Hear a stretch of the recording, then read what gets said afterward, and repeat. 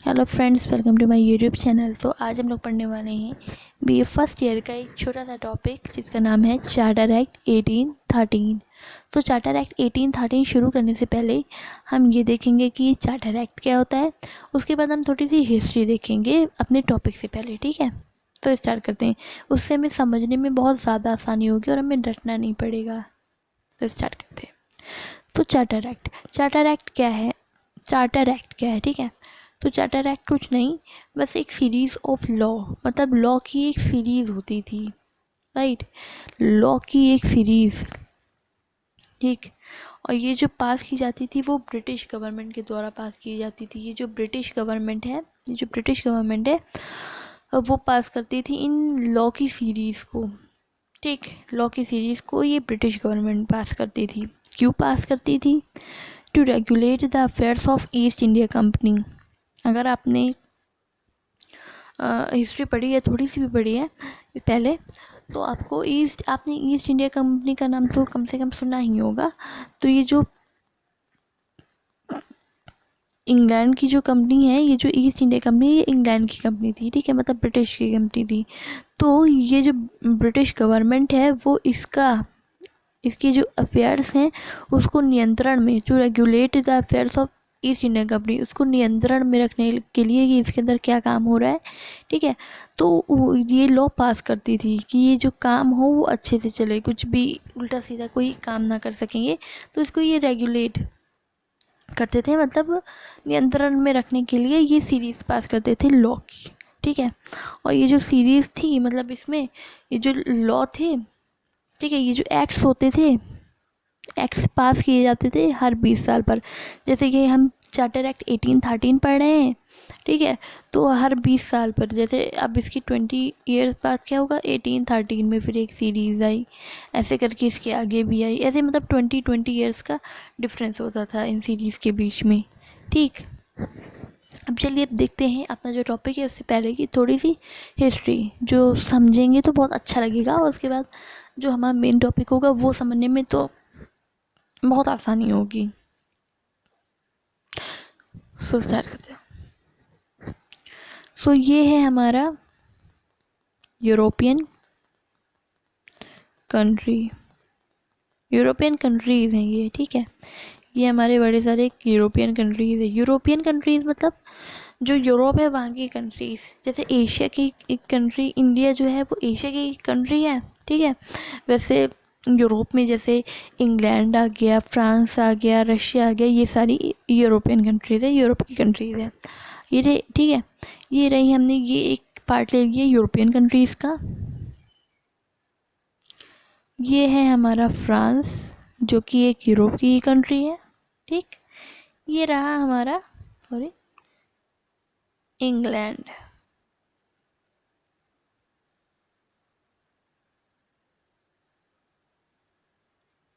ठीक। तो अब क्या हुआ कि ये सारे ही यूरोपियन कंट्रीज़ हैं, लेकिन ये जो फ्रांस है इसने क्या किया, बहुत सारे की बात नहीं करी मैं, बहुत सारे जो यूरोपियन कंट्रीज़ हैं उनके ऊपर अपना कब्ज़ा कर लिया, इनके ऊपर इनकी अब पावर चलने लगी। मतलब यहाँ के जो राजा थे, जो भी थे, उनको उनको जो फ्रांस था उसने हरा दिया और इसको अपनी पावर में ले लिया। मतलब इनके ऊपर इनका रूल चलता था, फ्रांस का रूल चलता था इन सारी कंट्रीज़ पर, मतलब बहुत सारी कंट्रीज़, कुछ कंट्रीज़ को छोड़ के, ठीक है। तो अब क्या हुआ, इनके ऊपर, इन सारी कंट्रीज़ के ऊपर तो इनका पावर चल ही रहा था। तो अब ये जो फ्रांस है इसकी नज़र पड़ी इंग्लैंड के ऊपर इसकी नज़र पड़ी कि अब हमारा जो अगला टारगेट है वो है इंग्लैंड। अब हम इंग्लैंड के ऊपर कंट्रोल करेंगे, अपनी पावर चलाएंगे, इसको अपने कब्जे में करेंगे, ओके। सो इसकी नज़र इंग्लैंड पे पड़ी। तो फ्रांस इंग्लैंड के ऊपर डायरेक्ट अटैक नहीं कर सकता था। क्यों नहीं कर सकता था? क्योंकि इसकी जो मिलिट्री पावर थी वो बहुत हाई थी, बहुत अच्छी थी, तो वो डायरेक्ट ऐसे इंग्लैंड के ऊपर हमला नहीं कर सकता था, ठीक है। तो अब इसने जो सोचा कि अब क्या करें, राइट। अब इसके ऊपर अगर हमें कब्जा करना है, कुछ ना कुछ तो करना होगा। तो अब क्या हुआ, ये जो फ्रांस है इसने जिन कंट्रीज़ के ऊपर कब्ज़ा किया था, ये जो यूरोपियन कंट्रीज़ हैं जिन कंट्रीज़ के ऊपर इसने कब्ज़ा किया था, तो इन्होंने इनसे कहा, इस फ्रांस ने अपनी कंट्रीज से कहा कि आप लोग जो है वो इंग्लैंड के साथ ट्रेड नहीं करेंगे। अब जो आज तक आप लोग करते आ रहे हैं वो ट्रेड अब नहीं कर सकते हैं आप लोग इंग्लैंड के साथ। ओके, अब ये मना हो गया। तो ये जो कंट्रीज़ थी ये इन्होंने बंद कर दिया इंग्लैंड के साथ ट्रेड करना। ठीक, तो अब यहाँ के जो लोग थे, जो मर्चेंट्स थे, जो ट्रेडर्स थे, वो बिल्कुल परेशान होने लगे। मर्चेंट एंड ट्रेडर्स परेशान होने लगे, राइट। तो परेशान होने लगे तो ये सारे मिलके गए वहाँ की क्वीन के पास, क्वीन एलिजाबेथ जो थी उनके पास गए। उनसे कहा कि अब तो हमारे पास कोई मतलब रानी जी अब हमारे पास कोई रास्ता बचा नहीं है, तो आप हमें अलाउ करिए कि हम ट्रेड कर सकें विद इंडिया। इंडिया के साथ हमें ट्रेड करने की परमिशन दे दीजिए। सो रानी ने मना नहीं किया, राइट, मना नहीं किया, लेकिन उससे पहले एक और काम उनको करना था। तो इन्होंने जो मर्चेंट्स और ट्रेडर्स हैं इन्होंने परमिशन मांगी। क्या परमिशन मांगी? To allow them to trade with India, India के साथ ट्रेड करने को परमिशन मांगी। तो अब रानी ने एकदम डायरेक्ट नहीं कहा, इससे पहले एक और स्टेप था, उन्होंने वो उसको किया, उसके बाद ही इनको परमिशन इन्होंने दी। वो स्टेप क्या था रानी के द्वारा, मतलब क्वीन ने क्या मतलब स्टेप लिया कि वो इनको परमिशन दे सकें। वो स्टेप ये था कि इंग्लैंड की जो कंपनी थी ईस्ट इंडिया कंपनी, जो कि प्राइवेट कंपनी थी, एक ईस्ट इंडिया कंपनी जो थी वो एक प्राइवेट कंपनी थी, उसकी जो है मोनोपोली चलती थी इन इंडिया में ईस्ट इंडिया कंपनी की मोनोपोली चलती थी। मतलब एकाधिकार, मतलब एक बताती हूँ, मोनोपोली का मतलब हुआ कि ये जो ईस्ट इंडिया कंपनी है ये इंग्लैंड की कंपनी थी। तो मोनोपोली क्या मतलब हुआ कि इंग्लैंड की कोई और कंपनी, ठीक है, इंग्लैंड की कोई और कंपनी ईस्ट इंडिया कंपनी को छोड़ के वो ट्रेड नहीं कर पाएगी इंडिया के साथ। ठीक है, सिर्फ ईस्ट इंडिया कंपनी ही ऐसी कंपनी होगी जो इंडिया के साथ ट्रेड कर पाएगी, और कोई कंपनी, इंग्लैंड की कोई और कंपनी इंडिया के साथ ट्रेड नहीं कर पाएगी। ठीक है, ये था, पहले था, लेकिन अब रानी को इनको परमिशन देनी थी। तो इन्होंने क्या किया, इसकी जो मोनोपोली थी विद इंडिया उसको तोड़ दिया, काट दिया, मतलब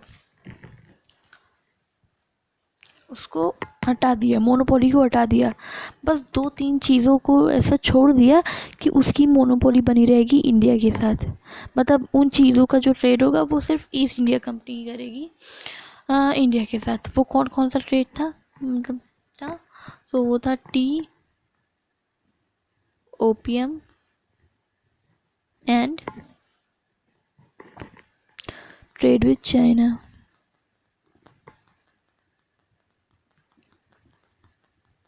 ठीक है, इन सारी चीज़ के ऊपर अभी भी ईस्ट इंडिया कंपनी की मोनोपोली चलती थी, लेकिन और चीज़ों का ट्रेड जो था वो अब और सारी जो इंग्लैंड की कंपनीज थी, जो ब्रिटिश कंपनीज थी, वो कर सकती थी। उन चीज़ों का जो ट्रेड है वो इंडिया के साथ अब कर सकती थी after the breaking of monopoly of East India Company with India. ठीक है, ये हो गया। अब इन सारे जो मर्चेंट्स और ट्रेडर्स थे इनको इजाज़त मिल गई, इनको परमिशन मिल गई इंडिया के साथ ट्रेड करने की। ठीक है, अब ये इंडिया के साथ ट्रेड करेंगे जो यहाँ के मर्चेंट्स और ट्रेडर्स हैं। ठीक, अब हो गया, ये इनको परमिशन मिल गई, ये सारी चीज़ें हो गई। अब क्या हुआ, अब धीरे धीरे इन्होंने अपनी तैयारी बनाई, उन्होंने इंडिया में आना शुरू किया, इंडिया में अपना ट्रेड करना शुरू किया। तो ये देखिए,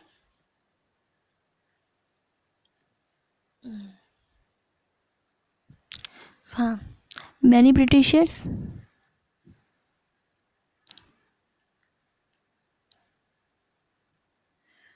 मर्चेंट प्लस ट्रेडर्स, बहुत सारे मर्चेंट्स और ट्रेडर्स इंडिया आए तो अपना फैंसी आइटम लाए जो फैसिनेट करता था, बहुत फैंसी था, मॉडर्न था, क्योंकि वो फैक्ट्री में बना हुआ था। क्योंकि जो हमारा जो इंग्लैंड था वहाँ इंडस्ट्रियलाइजेशन हो रहा था धीरे धीरे, ठीक है। तो उनके जो फैंसी आइटम्स थे उन्होंने मात देनी शुरू कर दी इंडियन आइटम्स को, जो कि हाथ से बने थे। कोई मशीन सिस्टम यहाँ नहीं था, कोई फैक्ट्री, कोई इंडस्ट्री यहाँ नहीं थी। तो इनके जो फैंसी आइटम्स थे वो इंडियन आइटम्स को मात देने लगे, इनकी वैल्यू को गिराने लगे। धीरे धीरे ऐसे करके क्या हुआ, ग्रेजुअली धीरे धीरे क्या हुआ, ये जो ईस्ट इंडिया कंपनी है ना, इसकी ये जो कंपनी है, इसने क्या हुआ कि यहाँ आए, ठीक। तो यहाँ पे अपना कंट्रोल बना लिया, धीरे धीरे करके कंट्रोल करते गए, पावर इनकी जो है वो बढ़ती गई धीरे धीरे करके। ईस्ट इंडिया कंपनी की जो पावर है वो यहाँ बढ़ती गई, ठीक है। और इन्होंने यहाँ बना लिया इंडिया की कुछ स्टेट्स में, कुछ जगहों पर अपना क्या बना लिया, इन्होंने बना ली ब्रिटिश इंडियन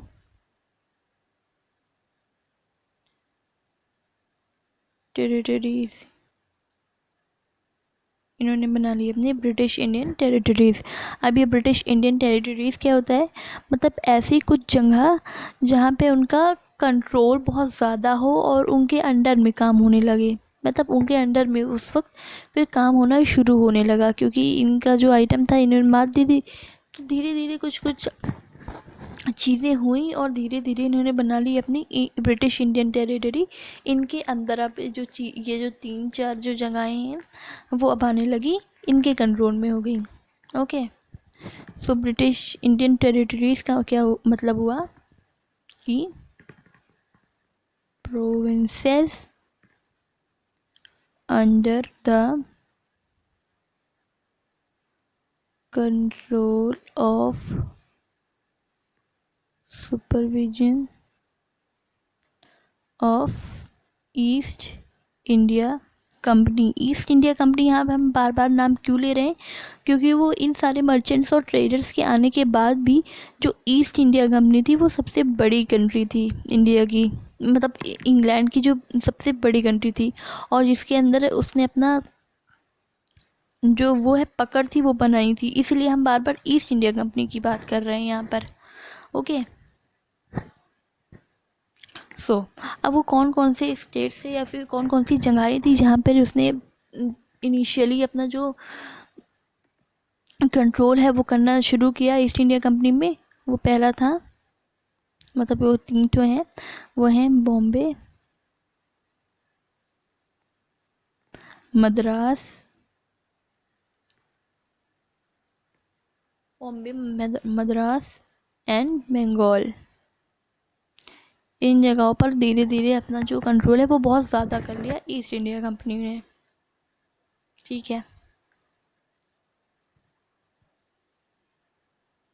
सो इसको एक बार देख लेंगे, एक बार फिर से देख लेंगे। ओके,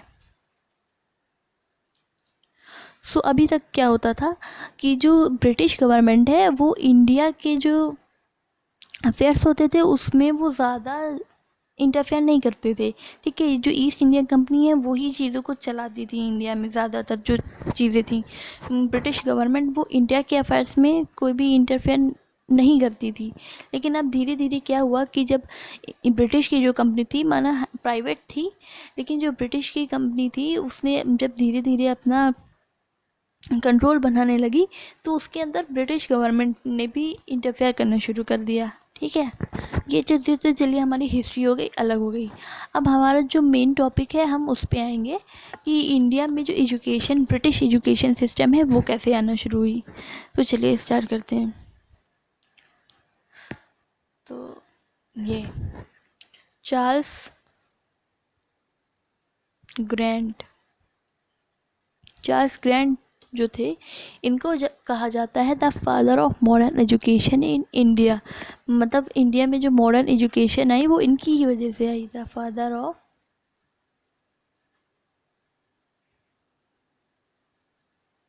मॉडर्न एजुकेशन इन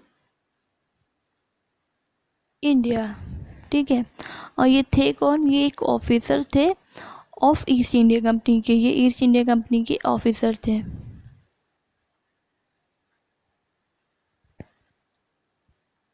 ईस्ट इंडिया कंपनी के ये एक ऑफिसर थे। तो उन्होंने क्या किया, इन्होंने पहल कैसे की कि इंडिया में एजुकेशन सिस्टम हो वो अच्छा हो, मॉडर्न हो। तो उन्होंने लिखा, मतलब क्या शुरुआत कैसे की, तो उन्होंने एक ऐसे लिखा जिसका नाम उन्होंने लिखा, मतलब जिसका नाम था ऑब्जर्वेशन।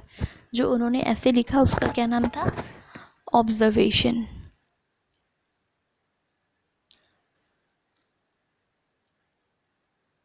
ठीक है, ये जो ऑब्जर्वेशन है ये ऐसे है, मतलब ऐसे का नाम है। ठीक है, तो ये जो ऑब्जर्वेशन जो ऐसे है, इन्होंने प्रेजेंट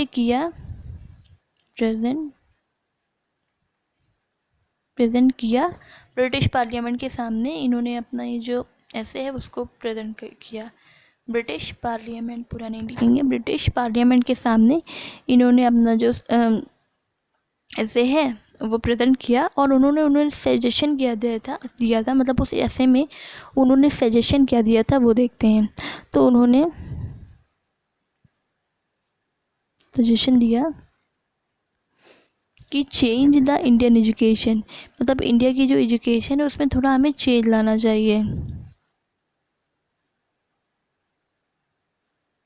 एजुकेशन, और क्या चेंज लाना चाहिए कि हमें इंट्रोड्यूस करानी चाहिए English language with vernacular language. मतलब हमारा जो इंस्ट्रक्शन हो मीडियम का, जो भी हम पढ़ा रहे हैं लोगों को, राइट, तो उसका जो इंस्ट्रक्शन हो, जो मीडियम हो, वो उनकी वर्नाकुलर लैंग्वेज तो हो ही हो, मतलब उनकी जो आम बोलचाल की जो लैंग्वेज है वो हो ही हो, लेकिन साथ में इंग्लिश को भी हमें इंट्रोड्यूस करना चाहिए। तो इन्होंने ये अपना एक सजेशन दिया।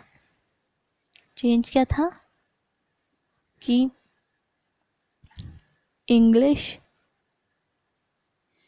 As the medium of instruction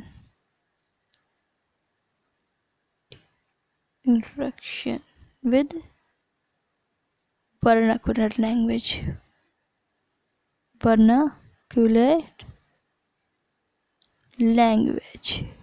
हमारी जो आम बोल चाल की जो भाषा थी उसकी लैंग्वेज विद इंग्लिश लैंग्वेज। ठीक है, इन्होंने अपना ये जो सजेशन दिया कि एजुकेशन में हमें थोड़ा चेंज लाना चाहिए, उसको थोड़ा मॉडर्न करना चाहिए। तो इसके बाद बहुत सारी कॉन्फ्लिक्ट्स हुई। ठीक है, बहुत सारी ब्रिटिश के अंदर भी बहुत सारी कॉन्फ्लिक्ट्स हुई, लेकिन उसके बाद आया चार्टर एक्ट 1813। ठीक है, कॉन्फ्लिक्ट होने के बाद आया हमारा चार्टर एक्ट 1813। पहले तो यहाँ हुई कॉन्फ्लिक्ट्स,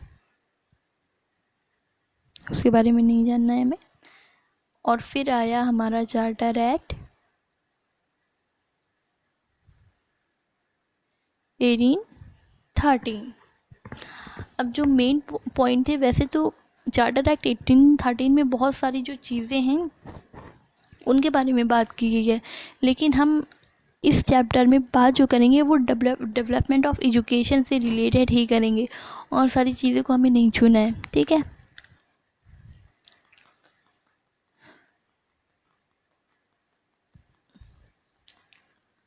सो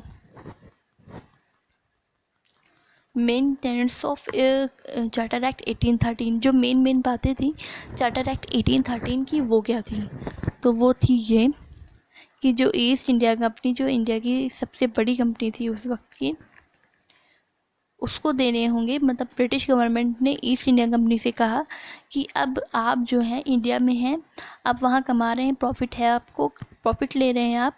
ठीक है, तो आप बहुत सारे खर्चों के बाद, और भी खर्चे बताए होंगे उनको, ठीक है, बहुत सारे खर्चों के बाद जो आपका पैसा है उसमें से, जो आपका प्रॉफिट है उसमें से आप 1,00,000 रुपीज़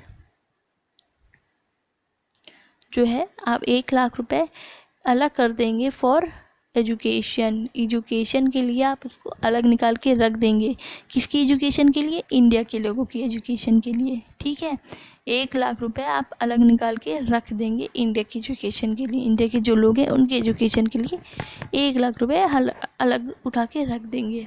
ठीक, और क्या हुआ, और भी कुछ बातें थी, वो थी ये missionaries allow to spread education in India. मतलब ये जो मिशनरीज मतलब जो क्रिश्चियनिटी के जो प्रचार प्रसारक होते हैं, मतलब जो क्रिश्चियनिटी को उनका प्रोपेगेंडा करने वाले जो लोग थे, मतलब अपने जो क्रिश्चियन जो उनका धर्म था, रिलीजन था, उसको फैलाने के लिए ना जो लोग थे उनको मिशनरीज़ कहा जाता था। तो अब इस चार्टर एक्ट में इन मिशनरीज़ को अलाउ कर दिया गया, परमिशन दे दी गई कि आप इंडिया आ सकते हैं और अपनी जो एजुकेशन है उसको फैला सकते हैं। ठीक है, फिर medium of language should be English plus Indian language.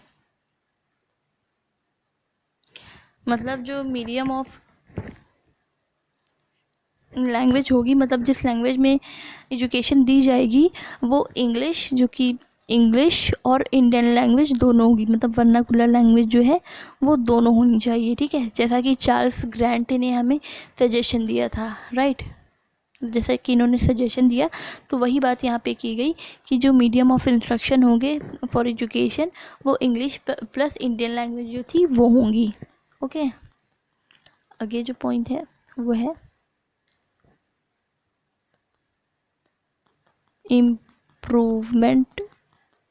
Improvement of literature and encouragement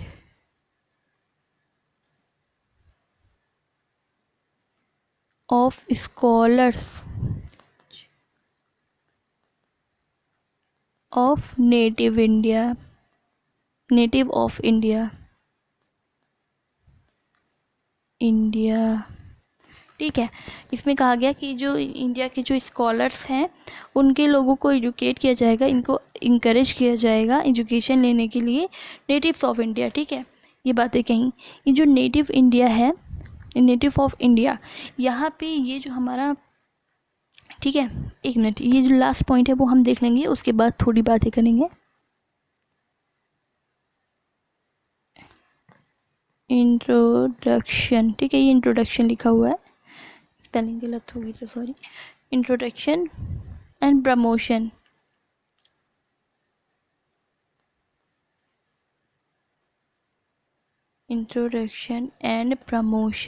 of knowledge of science among the inhabitants of British Indian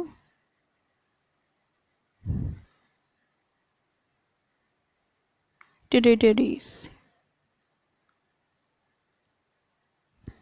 spelling या फिर ओके, राइटिंग थोड़ी गंदी है तो सॉरी, सो ये देख लीजिएगा। हाँ, तो ये बातें तो चलिए थोड़ी क्लियर थी, ठीक है, ये बात तो चलिए थोड़ी क्लियर थी। ठीक है, अब लेकिन ये सारी बातें इन्होंने एक्ट में कह तो दी, ठीक है, ये सारी बातें इन्होंने एक्ट में कही रिलेटेड टू एजुकेशन, ठीक, लेकिन इसके बाद भी थोड़ी बहुत कंट्रोवर्सी हुई। क्यों हुई कंट्रोवर्सी? क्योंकि उन्होंने जो बात कही, उन्होंने उन चीज़ों में कुछ चीज़ें थी, कुछ टर्म्स थे, उनको क्लियर नहीं किया। जैसे क्या टर्म नहीं क्लियर किया, वो थी मिशनरीज़ अलाउ स्प्रेड एजुकेशन, मतलब मिशनरीज़ इंडिया में एजुकेशन फैलाएंगे, लेकिन कैसे फैलाएंगे इन्होंने ये नहीं क्लियर किया, राइट। फिर ये तो क्लियर था कि इंग्लिश और इंडियन लैंग्वेज दोनों होगा, लेकिन इम्प्रूवमेंट ऑफ लिटरेचर, ठीक है, ठीक, ये भी टर्म हमारा, इसके ऊपर भी कंट्रोवर्सी थी। And encouragement of native India, native और ठीक है, अब ये दो जो चीज़ें, ये जो दो टर्म है, इनके ही ऊपर जो हमारी कंट्रोवर्सी थी वो स्टार्ट हुई। वो क्या था कि लिटरेचर, तो यहाँ पे जो लिटरेचर लिखा है, तो जो लोग थे वो पूछने लगे कि आप कौन से लिटरेचर की बात कर रहे हैं, जो हमारा ब्रिटिश वेस्टर्न सिस्टम का जो लिटरेचर है उसकी बात कर रहे हैं, या फिर इंडियन लिटरेचर जो है उसकी बात कर रहे हैं। ये हमें आप क्लियर बताइए। ये आपने हमें क्लियर नहीं किया कि आप कौन से लिटरेचर की बात कर रहे हैं, राइट। इंडियन लिटरेचर की बात कर रहे हैं कि ब्रिटिश लिटरेचर की बात कर रहे हैं, ये आपने इन्होंने नहीं क्लियर किया आपने इस चार्टर एक्ट 1813 में। फिर native of India, native of India क्या मतलब हुआ कि इंडिया के लोग, लेकिन आपने ये तो नहीं क्लियर किया ना कि कौन से इंडिया के लोग, मतलब बहुत सारे रिलीजन होते थे, हिंदू थे, मुस्लिम थे, अपर क्लास थी, लोअर क्लास थी, तो उसमें से आपका जो टारगेट है वो क्या है, आप मतलब बताइए कौन से जो नेटिव ऑफ इंडिया है उनको एजुकेट करना चाहते हैं, हिंदू को करना चाहते हैं, मुस्लिम को करना चाहते हैं, अपर क्लास को करना चाहते हैं, लोअर क्लास को करना चाहते हैं। ये चीज़ें उन्होंने नहीं बताई, और उन्होंने, ठीक है, ये चीज़ें उन्होंने नहीं बताई।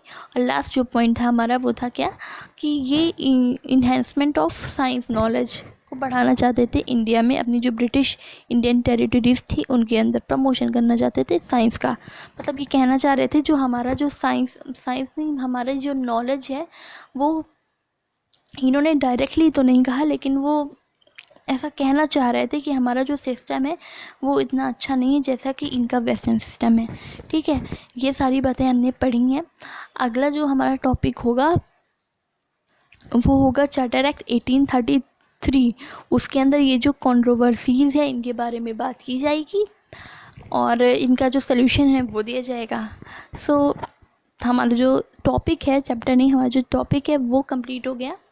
इसके बाद हम पढ़ेंगे चार्टर एक्ट 1813। सो अगर आपको अच्छा लगा हो तो please share, subscribe and like, subscribe and share. Thank you.